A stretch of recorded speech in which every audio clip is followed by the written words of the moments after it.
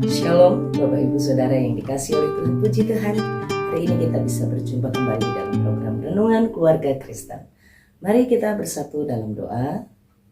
Tuhan Yesus Allah kami yang baik, kami mengucap syukur untuk kebaikan Tuhan, pertolongan Tuhan, penyertaan Tuhan.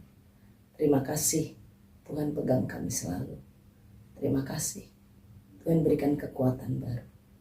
Terima kasih Tuhan, kami bersyukur Engkau Allah yang setia, Engkau Allah yang terus mengasihi kami. Terima kasih Tuhan Yesus. Kami bersyukur Tuhan. Kami mohon urapan Tuhan untuk kami. Saat ini kami mau merenungkan firman-Mu. Berkatilah kami Tuhan, demi nama Tuhan Yesus Kristus. Amin. Bapak Ibu dan Saudara sekalian yang dikasihi oleh Tuhan, perikop perenungan kita hari ini dari Yeremia pasal 37 ayat yang pertama sampai dengan ayat yang ke-10. Demikianlah firman Tuhan. Yeremia pasal 37 ayat yang pertama sampai dengan ayat yang ke-10. Sedekia bin Yosia menjadi raja menggantikan Konya bin Yoyakim. Nebukadnezar raja Babel telah mengangkat dia menjadi raja atas negeri Yehuda. Tetapi baik ia, baik pegawai-pegawainya maupun rakyat negeri itu tidak mendengarkan firman yang disampaikan Tuhan dengan perantaraan Nabi Yeremia. Pada suatu kali Raja Sedekia menyuruh Hikal bin Selemia dan Imam Sefania bin Maaseah kepada Yeremia untuk meminta, "Berdoalah hendaknya untuk kami kepada Tuhan Allah kita." Adapun pada waktu itu Yeremia masih bebas pergi datang di tengah-tengah rakyat. Ia belum dimasukkan ke dalam penjara. Adapun tentara Firaun telah berangkat keluar dari Mesir. Terdengar kabar, maka orang-orang Kasdim yang mengepung Yerusalem angkat kaki dari Yerusalem. Lalu datanglah firman Tuhan kepada Nabi Yeremia bunyinya, "Beginilah firman Tuhan, Allah Israel kepada Raja Yehuda yang menyuruh kamu kepadaku untuk meminta petunjuk, harus kamu katakan begini, lihat tentara Firaun yang telah berangkat keluar untuk membantu kamu akan kembali ke negerinya ke Mesir. Tetapi orang-orang Kasdim akan datang kembali memerangi kota ini, merebutnya dan menghanguskannya dengan api. Beginilah firman Tuhan, janganlah kamu membohongi dirimu sendiri dengan mengatakan orang-orang Kasdim itu telah pergi untuk selamanya daripada kita. Padahal mereka tidak pergi untuk selamanya. Dan seandainya kamu memukul kalah segenap tentara orang Kasdim yang telah memerangi kamu itu, sehingga di antara mereka hanya tinggal orang-orang yang luka parah, masing-masing di kemahnya, mereka akan bangun dan menghanguskan kota ini dengan api." Bapak, Ibu, dan Saudara yang dikasihi oleh Tuhan, perikop perenungan yang kita telah dengarkan, kita telah baca hari ini, menolong kita dan mengingatkan kepada kita bagaimana kita harus hidup dengan benar di hadapan Allah. Bapak, Ibu, Saudara, hidup benar di hadapan Allah ini maksudnya kita belajar bagaimana Tuhan tetap dengan jelas, dengan tegas mengingatkan kepada Sedekia untuk hidup mendengarkan firman-Nya. Mereka merasa mereka sudah hidup benar dengan cara datang kepada Nabi Yeremia untuk minta didoakan. Sedekia tidak datang kepada Yeremia secara langsung, dia mengutus orang. Bapak, Ibu, Saudara, situasi yang terjadi pada saat itu adalah saat tentara Kasdim mengepung Yerusalem.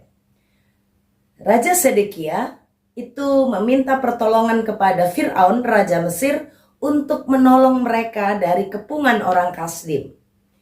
Mereka datang ke Mesir meminta pertolongan supaya mereka dilepaskan dari tentara Kasdim yang menyerang mereka. Dan memang Firaun datang dari Mesir. Begitu Firaun datang, orang-orang Kasdim, tentara Kasdim yang mengepung mereka ini pergi meninggalkan Yerusalem. Maka mereka atau Sedekia merasa, oh, kita sekarang sudah aman, sekarang kita sudah baik. Situasinya demikian. Karena yang mereka lihat bahwa Firaun memang datang. Dan buktinya tentara Kasdim itu pergi meninggalkan mereka. Alkitab menjelaskan, Alkitab menegaskan bagaimana waktu itu Raja Sedekia melihat Fir'aun datang dan Kasdim pergi. Ya, dimungkinkan karena orang-orang Kasdim takut karena Mesir datang. Sehingga dia merasa aman dan seakan-akan Sedekia sedang mencari Tuhan.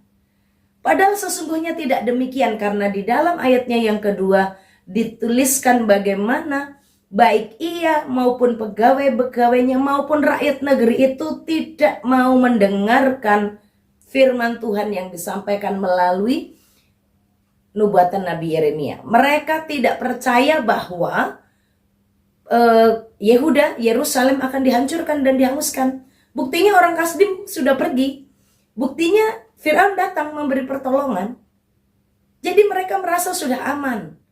Mereka tidak mau mendengarkan apa kata firman sehingga mereka berubah, bertobat, menjadi taat. Tidak, mereka tetap hidup dalam dosa. Mereka tetap hidup dalam dosa. Ini ketidakbenarannya Bapak Ibu Saudara. Di sisi lain, seakan-akan menyuruh orang untuk meminta berdoa kepada Tuhan. Seakan-akan mencari Tuhan, tapi kehidupan mereka tidak pernah berubah. Mereka tidak pernah menghargai firman. Mereka tidak pernah menerima firman itu. Mereka tidak mau melakukan perubahan-perubahan hidup. Kata tidak mendengarkan ini bukan berarti mereka belum mendengarkan firman, bukan. Mereka sudah mendengarkan teguran itu. Berulang kali dan terus-menerus Yeremia, bahkan nabi-nabi yang lain kata Tuhan sudah diutus. Terus-menerus diperdengarkan firman itu, tetapi mereka tidak melakukannya, tidak mentaatinya. Orang yang hidup dalam kebenaran tidak hanya hidup mencari Tuhan di dalam doa-doanya, tetapi juga dia melakukan firman di dalam hidupnya. Kata tidak mendengarkan bukan berarti tidak mau mendengarkan suaranya Tuhan, tapi tidak mau melakukan apa yang sudah didengarkannya.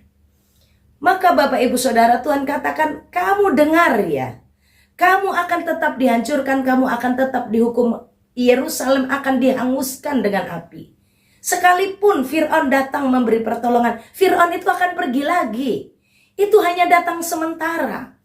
Dan kalau Mesir sudah pergi, Fir'aun sudah pergi meninggalkan Yerusalem, orang Kasdim akan datang kembali mengepung dan menghanguskan. Itu yang Tuhan katakan. Kenapa? Karena mereka datang kepada Allah, berdoa tidak disertai dengan pertobatan. Mereka datang kepada Tuhan bukan dengan sungguh hati mencari pertolongannya Allah untuk menanyakan kehendak Allah. Tidak. Bapak Ibu Saudara yang dikasih oleh Tuhan, pelajaran buat kita. Mari kita bersama-sama belajar mengiringi perbuatan kita, mengiringi doa-doa kita, menyertai doa-doa kita juga dengan kehidupan yang taat. Jangan hanya cari Tuhan waktu keadaan sulit, tapi keadaan baik-baik saja ya, hanya gitu-gitu saja. Bapak Ibu Saudara, kita berdoa, tapi sikap hidup kita tidak pernah menunjukkan perubahan. Itu sia-sia. Bagi Tuhan, saat kita hanya mendengarkan tapi tidak melakukan, itu belum melakukannya, itu belum mentaatinya.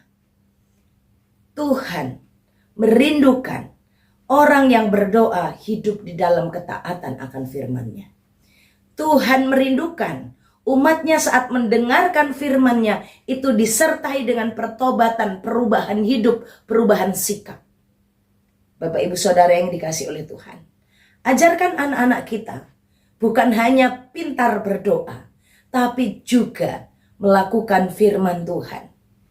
Jangan hanya menekankan doa, tetapi kehidupannya, praktisnya tidak pernah menunjukkan kehidupan orang yang melakukan firman.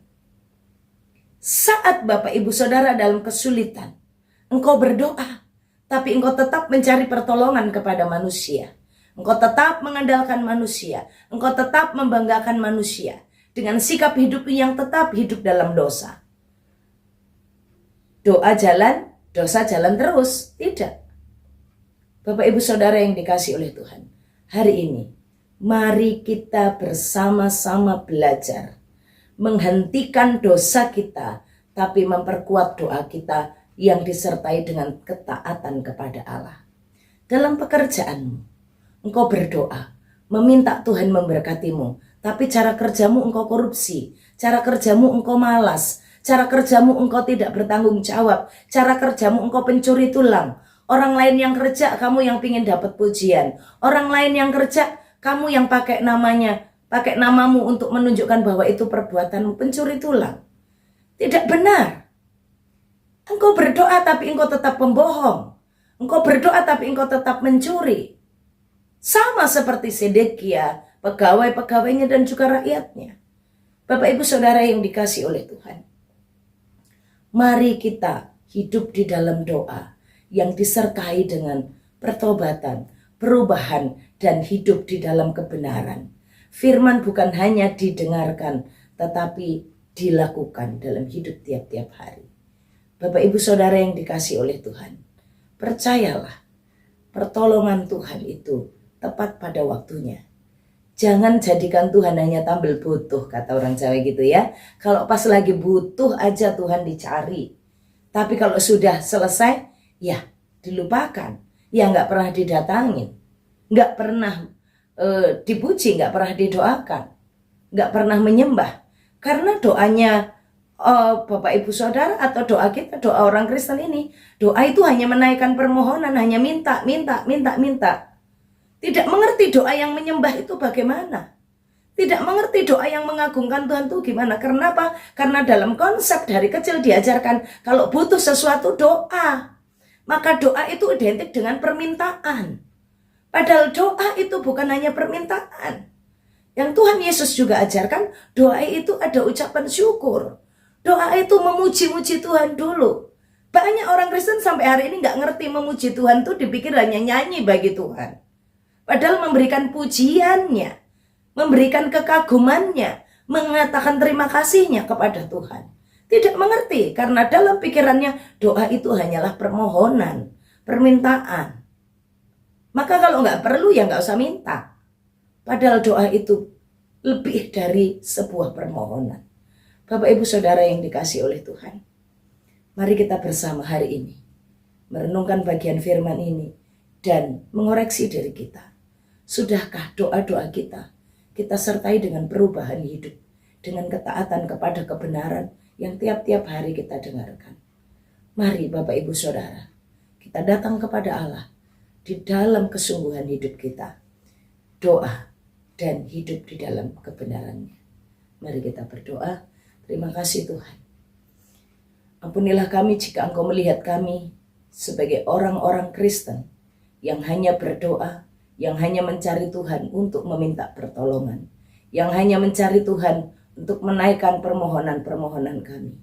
Tuhan tolonglah kami untuk kami hidup lebih lagi, bahwa doa-doa kami harus kami sertai dengan sikap hidup yang taat kepada Allah, sikap hidup yang rendah hati, sikap hidup yang mencari Tuhan dengan sungguh, sikap hidup yang disertai dengan pertobatan, perubahan karakter dan sikap hidup Kristiani.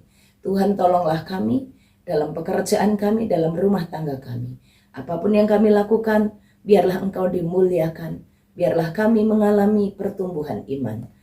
Dalam nama Tuhan Yesus Kristus, kami mau terima berkat-Mu. Tuhan memberkati Engkau dan melindungi Engkau. Tuhan menyinari Engkau dengan wajah-Nya dan beri Engkau kasih karunia. Tuhan menghadapkan wajah-Nya kepadamu dan beri Engkau damai sejahtera dari sekarang sampai selama-lamanya. Amin. Shalom, Tuhan Yesus memberkati.